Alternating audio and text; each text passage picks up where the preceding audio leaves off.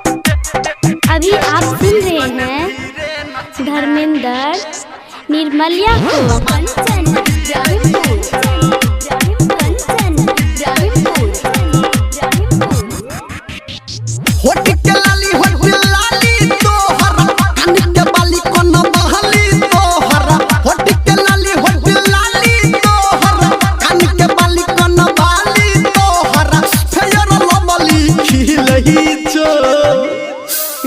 छोरी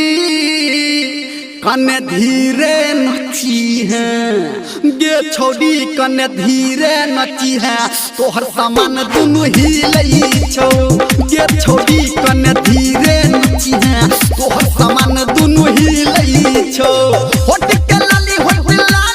तोहर कान के बाली कोन बाली तोहर होट के लाली तोहर कान के बाली कोन बाली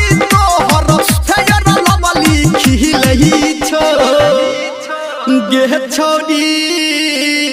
कने धीरे नची है गे छोड़ी कने धीरे नची है तोहर सामान दुनु हिलई छौ गे छोड़ी कने धीरे नची है तोहर सामान दुनु हिलई छौ।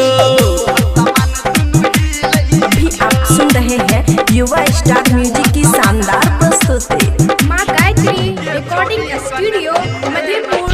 बाजार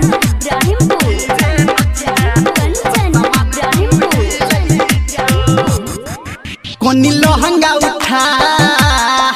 कोनी चोली सरका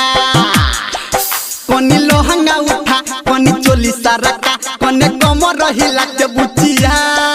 बात कहतियो सच कोने छोरा सबसे बच कोने ठुम के लगा के बुचिया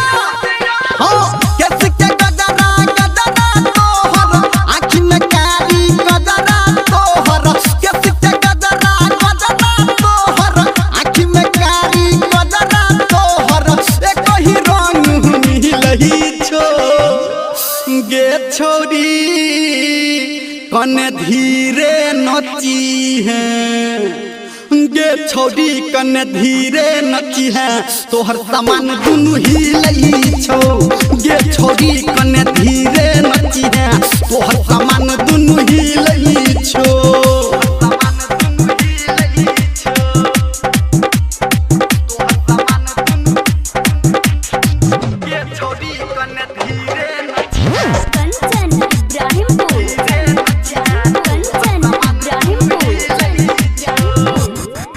कने कहले शरम